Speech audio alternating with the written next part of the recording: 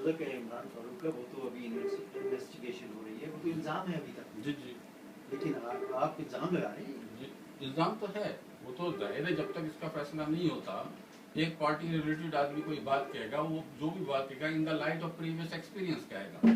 तो जो हमने एक्सपीरियंस पार्टी के अंदर देखा है, पार्टी के मरकजी रहनुमाओं के साथ जो कुछ हुआ वो देखा है, पार्टी के सैकड़ों कारकुनों के साथ, जिम्मेदारान के साथ जो कुछ हुआ वो देखा है, हम उसकी लाइट में ये बात कहते हैं। तो आपका कहने का मकसद है कि विद इन द पार्टी जो है वो टारगेट की नहीं होती। 100% ये लोग करते हैं। कोई आप मिसाल दे सकते? मेरे साथ के लोग दुनिया में नहीं रहे, इससे ज्यादा और क्या मैं मिसाल और सबूत दूंगा। बेशुमार लोग दुनिया में आज नहीं है। जी शाह जी, आप कुछ कहना चाह रहे हैं? हाँ, मैं वहीं से शुरू करूँगा। आपसे फ़ोन आने तक मेरा तो किसी और का आ गया।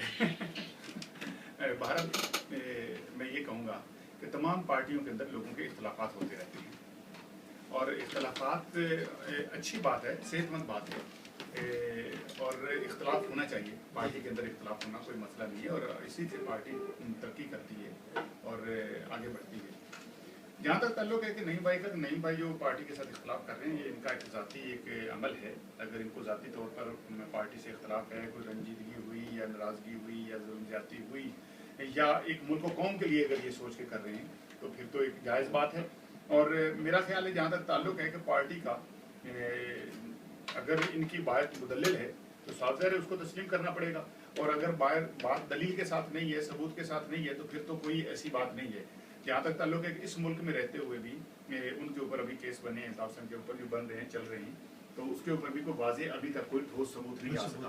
और 2 साल जबकि ये तो कहते हैं कि भाई बरतानिया वाले किसी को माफ़ी करते ही हो जाता है, पकड़ लेते हैं, जुर्म पकड़ लेते हैं। डॉक्टर फारूक इमरान का जो केस है उसको आप देख लीजिए कि मेरे ख्याल 2 साल गालबन हो चुके हैं, 3 साल, हाँ 3रा साल हो गया और 3 सालों के अंदर तो ये भी या तो कामयाब हैं तो बताना नहीं चाहते, अगर नहीं बताना चाहते तो फिर इनको पता नहीं चला, नहीं पता चला तो फिर बहुत तरक्की याफ्ता मुल्क है, तो फिर ऐसे तो पाकिस्तान भी कर सकता है। हमारे साथ एक कॉलर है, हमको लेते हैं। हेलो जी, अस्सलाम वालेकुम।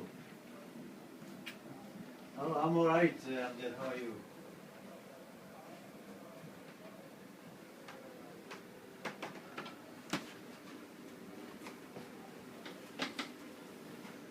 Right.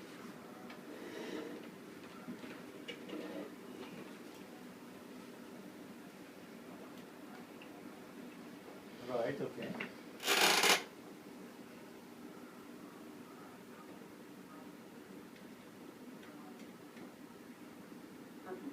In the anti-ban, he just said that, 100%, the people are targeting him, yeah?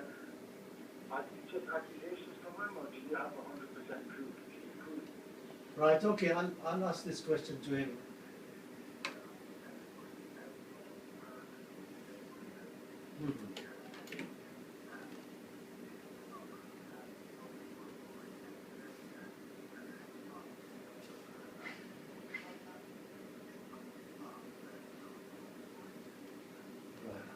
Okay, Amjad, I'll ask this question. Thank you very much. Okay, thank you. जी, फिर वही सवाल आ गया। That's all right, no problem. Thank you very much for asking me. Because if I advise you, you must read, must study the Supreme Court report. If you want to know the truth, what's the actual truth behind this kind of discussion, and if you say accusations, then you can find the truth. For finding the truth, you need to do something struggle. To find out the report of the Supreme Court and the other departments of the Pakistan intelligence agencies, then you should say what's the right, what's the wrong. Right. Okay, Amjad Khan, उम्मीद है कि आपको जवाब मिल गया होगा कि जो supreme court की रिपोर्ट थी उसमें उन्होंने साफ कहा है कि जनाब यहाँ जो कराची में सियासी पार्टियाँ हैं उनके मिलिटेंट विंग्स हैं और इंटेलिजेंस जो हमारी एजेंसीज हैं वो भी रिपोर्ट जो है वो देती हैं कि यहाँ कराची में मिलिटेंट विंग्स हैं।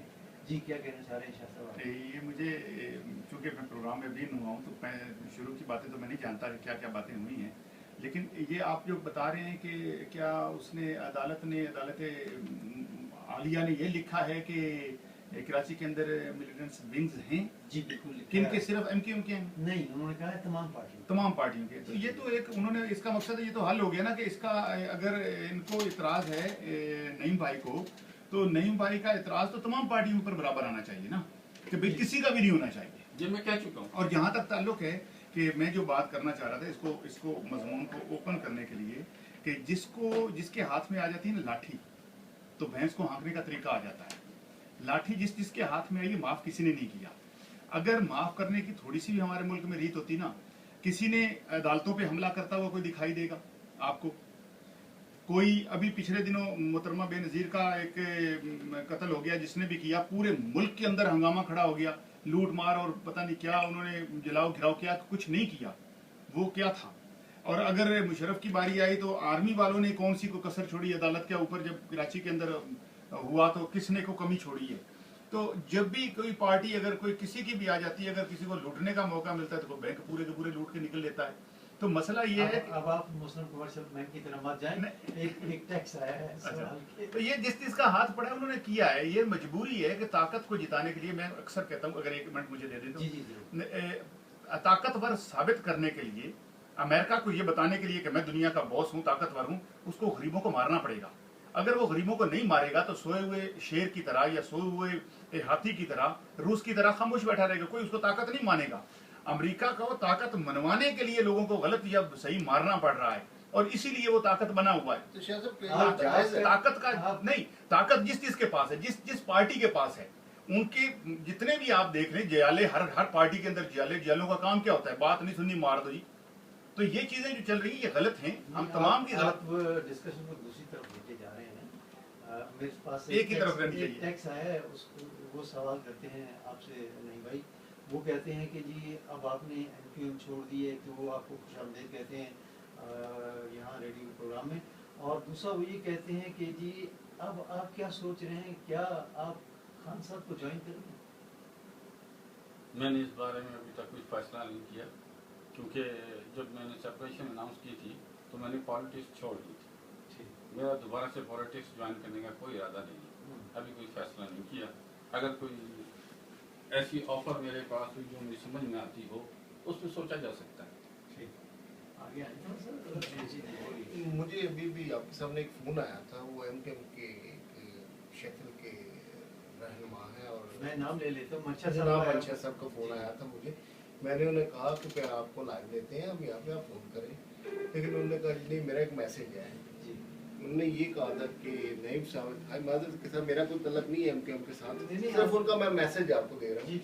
उन्होंने कहा जी कि इनके 2 भाइयों के ऊपर बेल्जियम में केस चल रहा है, और सिर्फ ये जाती मशहूरी और साइलम के लिए ये कर रहे हैं सब कुछ। बहरहाल ये अल्लाह की जात पे जानती है, या मेरे ये किसी जानते हैं भाई या वो जानते हैं। ये तो खैर एक ऐसी ख्याली बातें हैं। मेरे किसी भाई पे केस नहीं चल रहा, ऑलरेडी उनके पास सारे डॉक्यूमेंट्स हैं और वो लीगल स्टेटस के अंदर वहाँ हैं। कोई ऐसी बात नहीं है जो मैं ये बात आज कर रहा हूँ, ये 2002 से मैं लिख रहा हूँ और बात भी कर रहा हूँ।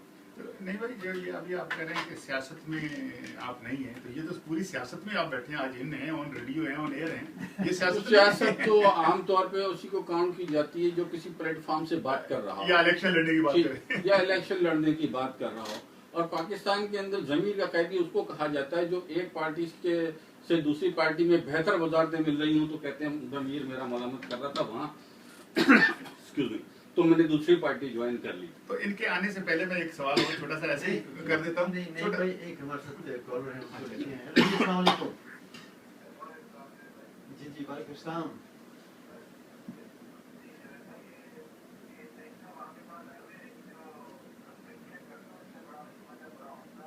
जी शुक्रिया।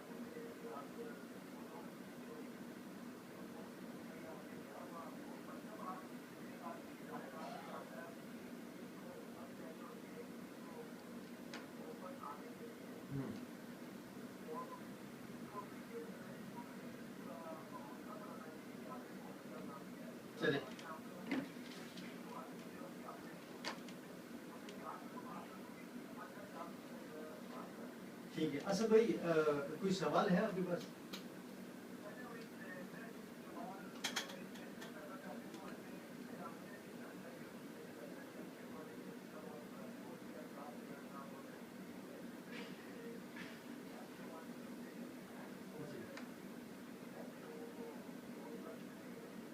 चलिए ठीक है,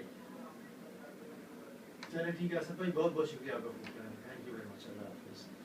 जी ये थे असद साहब जी। नहीं भाई चलिए एक कॉल तो आपकी फेवर नहीं, वो कोई बात नहीं, सवाल करने वाले भी हमारे भाई हैं जी जी और जो उनका राइट बनता है वो असल हकायक को जाने।